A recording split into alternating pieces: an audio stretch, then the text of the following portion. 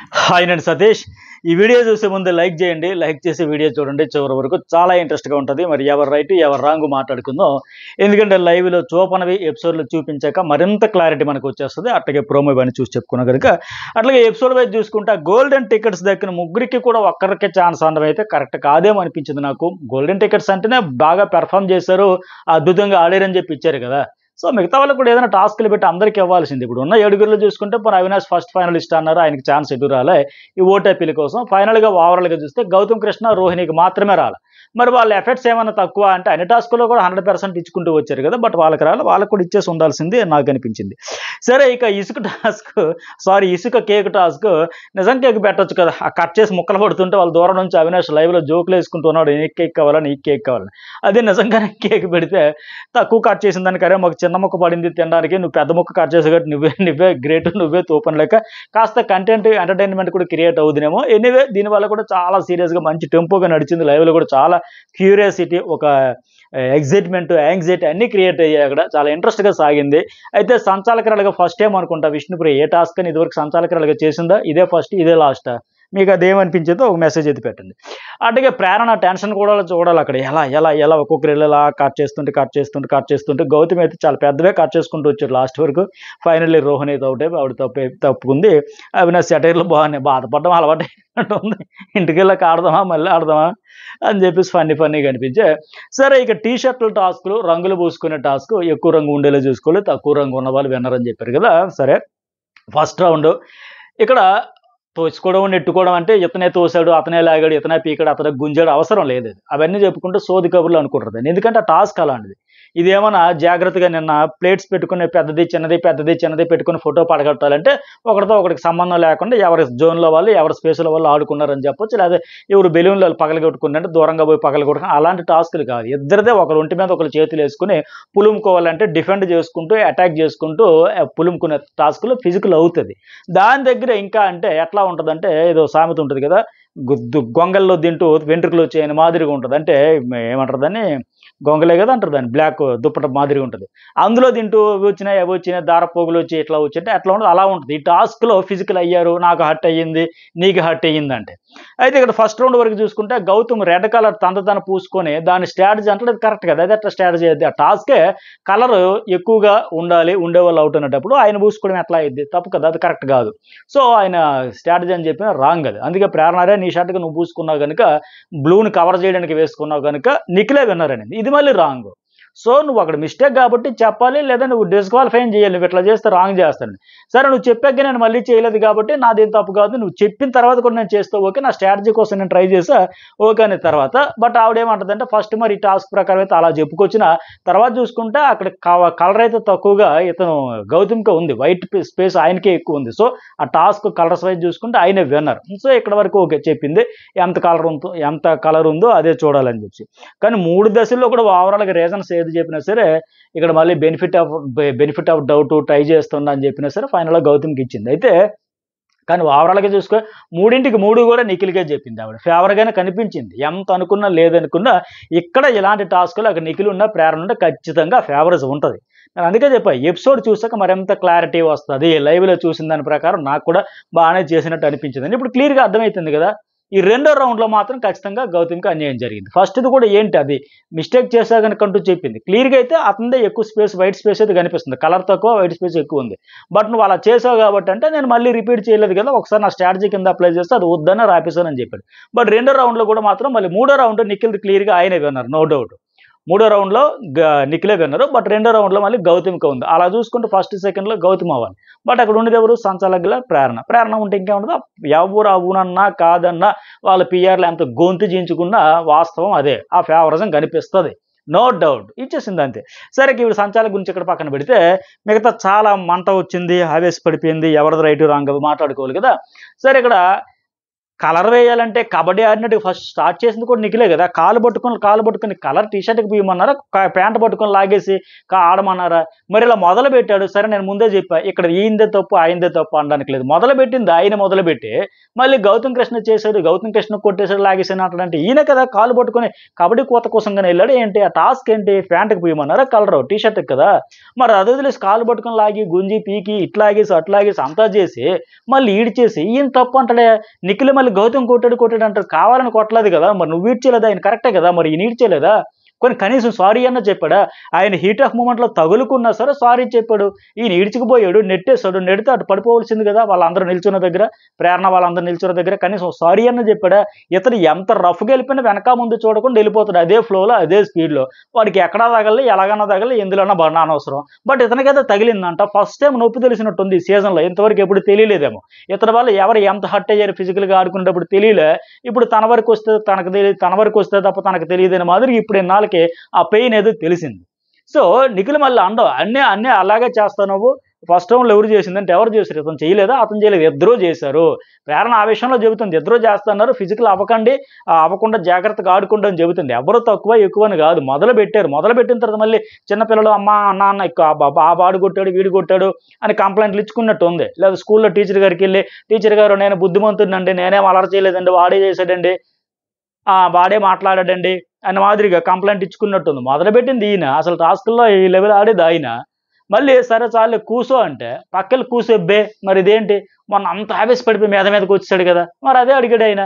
ఏదో అంటే లేచినవుగా మొన్న, మరి ఎట్లా అనేస్తాడు బే అని. మరి నా నోటంబడ అసలు అన్ని మంచి మాటలే తప్ప ఒక్కడు కూడా పొరపాటున కూడా టంగ్ స్లిప్ అవ్వను, నేను చాలా పద్ధతిగా మాట్లాడతాను, నేను ఆడే విధానమే అద్భుతం అమోఘం ఆహా ఊహో అని మాదిరిగా ఉంటుందని.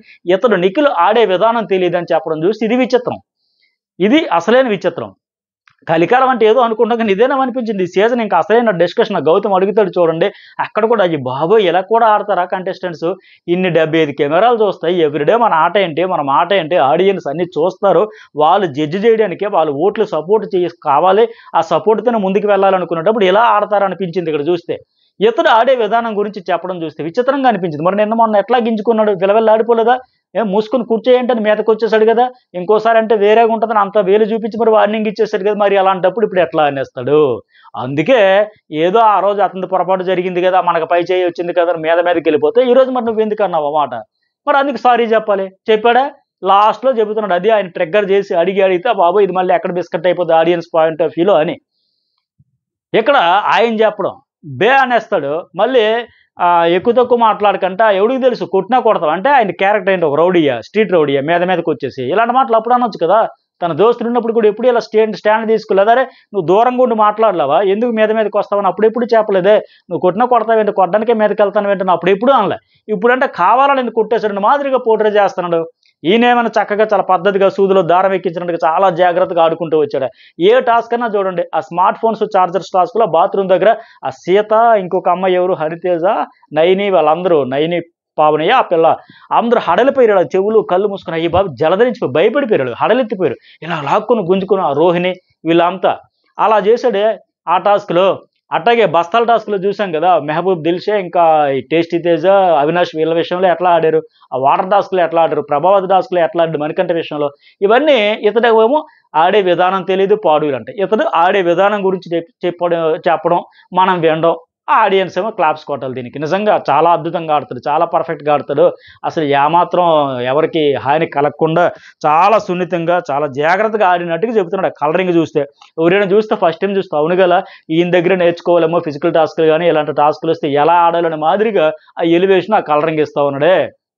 ఇక్కడ ప్రేరణ ఓకే, ఒక్క నిమిషం ఇద్దరు ఈక్వల్ ఆడుతున్నారు, నేను వాడికి సపోర్ట్ చేయాలి వీడికి సపోర్ట్ చేయాలి అనింది ఓకే, ఫిజికల్ వరకు స్టాండ్ తీసుకుంది. కానీ అరే బాబు హీట్ ఆఫ్ మూమెంట్లో ఏదన్నా సరే నువ్వు బే అన్నావు, అది తప్పు, అలాగ అనకూడదని ఒక మాట చెప్పొచ్చు కదా, చెబితే ఏ ముత్యాలు రాలిపోతాయి.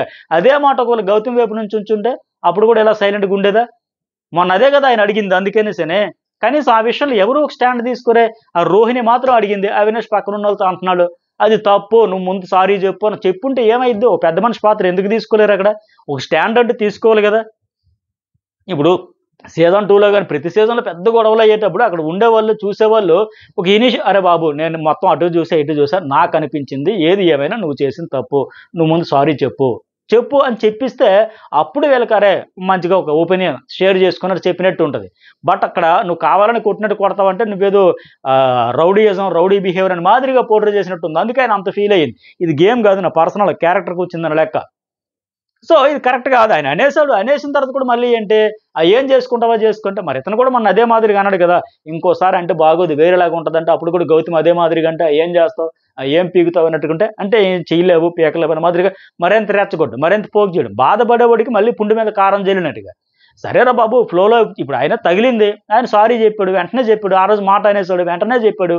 ఆ 2 మాటలకు కూడా సారీ చెప్పాడు వెంటనే. ఇతను అప్పుడు చెప్పలేదే, ఇతను కూడా అనేసాడు కదా, మూసుకొని నొక్కాడు, బట్ అప్పుడు చెప్పాడా, చెప్పలే. ఆ తర్వాత నెక్స్ట్ డేకి మళ్ళీ అప్పుడు చెప్పినాడు. మన రివ్యూలు కూడా అదే కదా ఉతికారేసింది, బాబు ఇదేంటి, ఇది కరెక్ట్ కాదు, ఎవరైనా పొరపాట్లు జరిగితే రియలైజేషన్ ఉండాలి కదంటే నెక్స్ట్ డేకి ఎప్పుడుకో రియలైజేషన్ అయ్యాడు. మరి ఈ రోజు అయ్యాడా, మళ్ళీ మాట మీద మాట అనేస్తా ఉన్నాడే, ఇది కరెక్ట్ కాదు కదా. సరే, సెకండ్ టాస్క్ రిజల్ట్ అయితే మాత్రం నిఖిల్ విన్నర్ అని చెప్పింది ఆ అమ్మాయి. బట్ గౌతమ్కి ఏంటంటే ఫ్రంట్కి తక్కువ ఉంది, వైట్ ఎక్కువ ఉంది ఫ్రంట్కి. నిఖిల్కి మాత్రం పెయింట్ బ్యాక్ సైడ్కి ఎక్కువ ఉంది. ఆయనకి బ్యాక్ సైడ్ అయితే వైట్ తక్కువ ఉంది, పెయింట్ ఎక్కువ ఉంది. ఇదైతే గౌతమ్కి ఎడ్జ్ ఉంది అనేది నాకు అనిపించింది. మరి ఏకేమనిపించింది మెసేజ్ అయితే పెట్టండి. అట్లాగే సరే, ఇక గౌతమ్ కృష్ణ ఇక్కడ వచ్చి విష్ణుప్రియని కూడా అడుగుతాడు కదా, అమ్మ విష్ణుప్రియ ఆ రోజు అసలు ఈ అమ్మాయిని అడగాల్సిన అవసరం లేదు గౌతమ్ కృష్ణ, కానీ ఆ రోజు ఇన్వాల్వ్ అయ్యింది కాబట్టి ప్రతి దశలో ఆయన తరపున ఒక వకాలతా పుచ్చుకొని ఒక స్టాండ్ తీసుకుంటుంది కాబట్టి ఆ రోజు కావచ్చు, ఈ రోజు కావచ్చు, ఏ రోజు అయినా సరే అందువల్ల అడగడంలో తప్పు లేదు. ఇక్కడ గౌతమ్ కృష్ణ మూసుకొని కూర్చో అంటే అందరూ తప్పు నాదే అన్నట్టుగా వేలెత్తి చూపించారు, అన్ని వేలు నా వైపు వచ్చి అన్ని నోళ్ళు నన్నే ఎత్తి చూపించారు కదా, మరి ఇప్పుడు ఎందుకు ఎవరు నోరెత్తారు అంటే పర్ఫెక్ట్ పాయింట్ అది. ఎందుకు బే అని ఎలా అంటావు, ఎందుకు అంటావు, సరే అనేసావు హీట్ ఆఫ్ మూమెంట్లో సారీ చెప్పు ఒక్కరైనా అడిగారా, అడగలేదు కదా. పైగా ఏం చేసుకుంటావో చేసుకుంటే ఏంటది అర్థం అంటే అంత బలిపి ఎందుకు అలా ప్రదర్శిస్తున్నావు అని ఒక్కరైనా అడిగిచ్చారా, అడగలేదే. మరి ఇదే కదా అడిగింది. పైగా ఇక్కడ విచిత్రం ఏంటంటే విష్ణుప్రియ నన్నెందుకు ఇన్వాల్వ్ చేస్తావు, నా డ్రీమ్ ఫెయిల్ అయిపోయింది, నేను హ్యాపీగా ఏదో కలగాసుకుంటూ ఉంటే నువ్వు పాడు చేసావు మాదిరిగా చెప్పింది. ఆ తర్వాత మళ్ళీ సీరియస్ అయిపోతుందా, ఫైర్ అయిపోతుందా, నేను క్వశ్చన్ చేశాను, అగ్రెసివ్ తగ్గించుకో అని చెప్పాను అంటుంది. మరి అంతకు ముందేమో కూల్గా నన్ను ఎందుకు చారి గారు ఇన్వాల్వ్ చేస్తారు, మీరు కొట్టుకు సావండి అని మాదిరిగానే గౌతమ్ కృష్ణ వచ్చి అడిగిన తర్వాత మళ్ళీ నేను అడిగాను, నేను అగ్రెషన్ తగ్గించుకో అన్నాను. పైగా అదేంటి అడగడం ఏంటేది, అది సలహా ఇవ్వడం, బాబు నీ ఆట పాడైపోగలదు నిఖిల్, నువ్వు జాగ్రత్తగా ఆడుకో, కూల్గా ఆడుకుని సలహా ఇచ్చినట్టు అవుతుంది, అగ్రెషన్ తగ్గించుకోమని చెప్పడం అనేది. అంతే తప్ప నువ్వు అలా నోరు జారేసావు, పైగా ఏం చేస్తావు చేసుకో, నేను చెప్పకపోతే ఏం చేస్తావు అనే మాదిరిగా సారీ చెప్పకపోతే ఎట్లా మాట్లాడు, ఇది తప్పు అని చెబితే అప్పుడు అనుకోవాలి.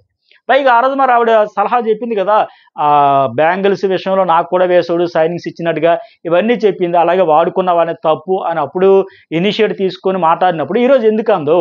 వాస్తవానికి ఏంటంటే ఆమె ప్రతి దశలో కూడా అతని వైపే యాంటీగానే నెగిటివ్గానే ఉంటా ఉంది.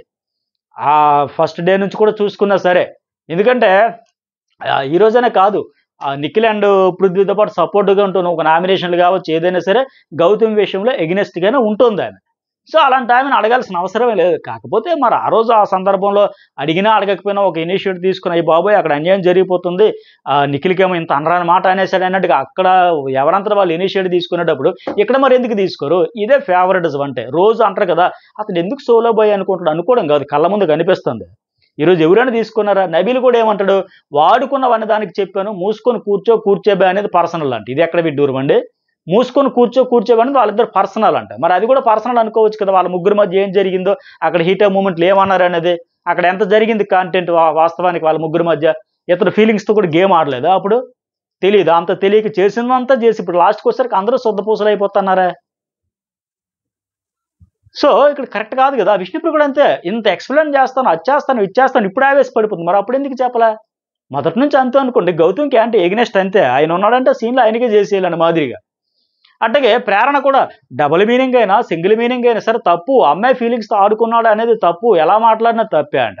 ఇక్కడ గౌతమ్ కూడా అడుగుతాడు కదా, మరి నన్ను కూడా నా ఫీలింగ్స్తో ఆడుకున్నారు తప్పు కాదా, నన్ను కూడా ఆడుకున్నారని తేజ యష్మి ప్రేరణతో చెబితే తప్పు కాదా, మరి నాది తప్పు అయితే అందరూ వేలెత్తి చూపించేస్తారు, అందరూ ప్రశ్నించేస్తారు, అందరూ సారీ చెప్పామంటారు, అందరూ నోరెత్తేస్తారు. బట్ అవతల వాడు తప్పు చేస్తే ఒక్కరు కూడా అడగరే అంటే మరి ఎందుకు అడగరు. ఇదే కదా ఫేవరిజం అంటే, ఇదే కదా గ్రూపిజం అంటే. ఇందుకే కదా అతను ఇండివిజువల్గా ఆడుతున్నాడు, ఇండివిజువల్ ప్లేయర్, సోలో బాయ్ అనేది ఒక్కలైనా చెప్పారా.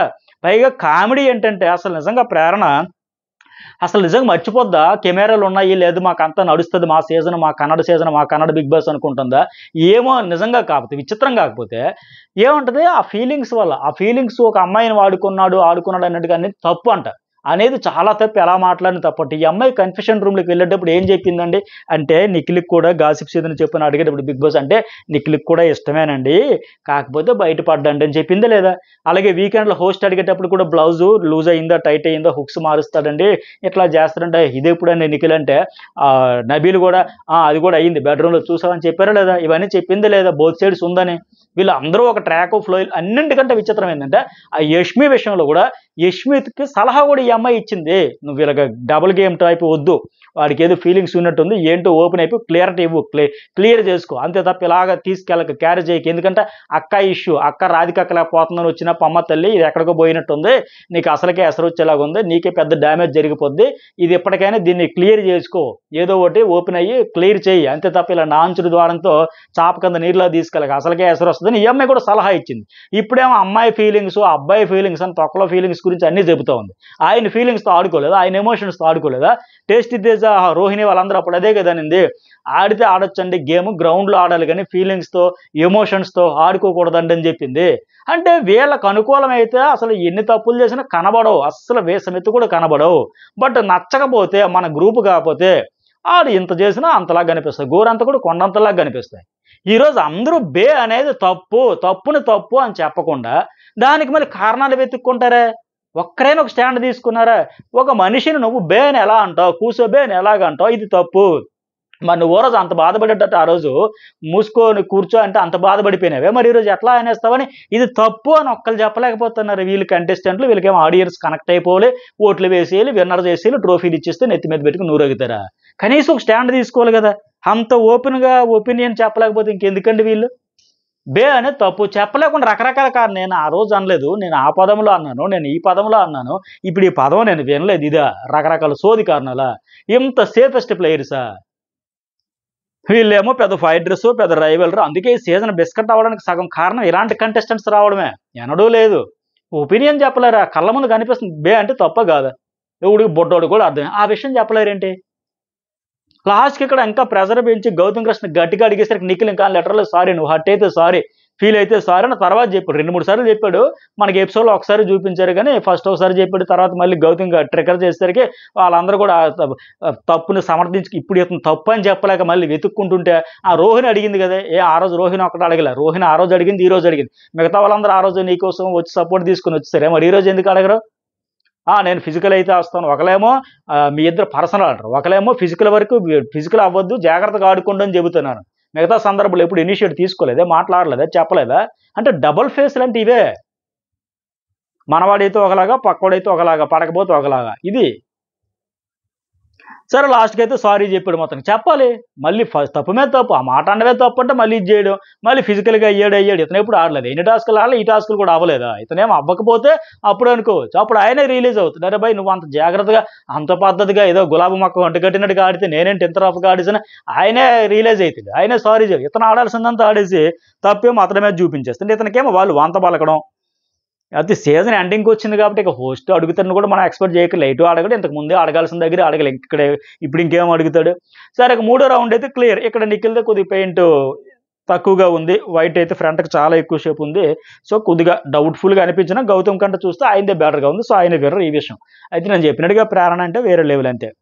ఇక సరే ఈ బిగ్ బాస్ ఓటీపీల కోసం అనేటప్పుడు సీజన్ విన్నర్ చేయడానికి, విన్నర్ కావాలని మీ కోరిక వ్యక్తపరచడానికి బిగ్ బాస్ సగం చెప్తున్నాడు, నువ్వు ఓటు అప్పీల్ చేసుకొని చెప్పకుండా విన్నర్ కావాలని కోరిక వ్యక్తపరచడానికి ఆ వాయిస్ అంతాను.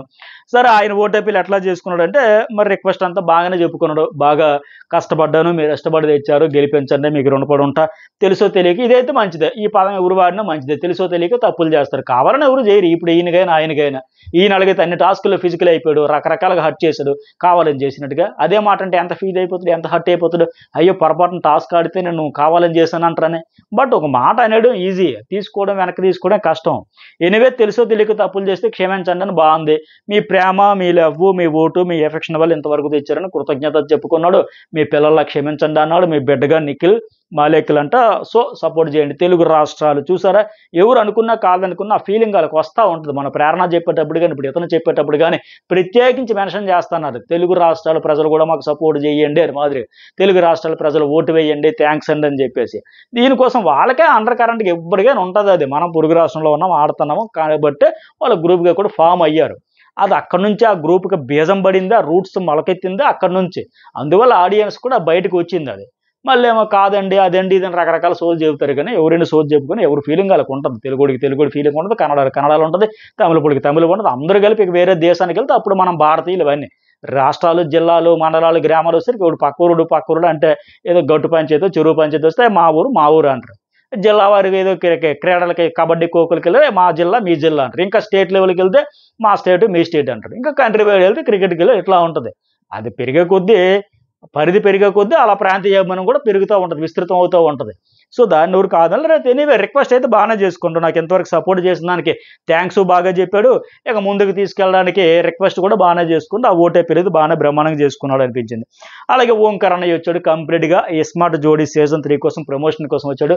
ఓ ఫంటాస్క్లో ఫన్నీగా జోవియల్గా జోక్గా సరదాగా దాదాపు ఎపిసోడ్లోనే 16 నిమిషాలు ఆయనకే కేటాయించారు. ఎందుకంటే ప్యూర్లీ వాళ్ళ షో నెక్స్ట్ ఇది అయిపోయిన వెంటనే అది షో కోసం కదా, దానికోసం ఈ ప్రమోషన్ అయితే చేసుకున్నారు. మరి మీకేమనిపించింది? మెసేజ్ పెట్టండి, లైక్ చేయండి, కామెంట్ చేయడం మర్చిపోకండి. మరి ఎవరు అవుట్ అవుతున్నారు అనేది మార్నింగ్ వీడియో న్యూస్ బాల్లో అప్లోడ్ చేస్తారు, చాలా ఇంట్రెస్ట్గా ఉంటుంది, మిస్ కాకండి. ఇప్పటికే ఎవరెవరు ఏవీలు తయారవుతున్నాయో నాకైతే ఒక క్లారిటీ వచ్చేసింది. ఆ క్లారిటీ ప్లస్ నాకు వచ్చే అప్డేట్స్ ప్లస్ నా ఎనాలజీ కలిపి అందులో రివీల్ చేస్తే మిస్ కాకుండా. Thank you.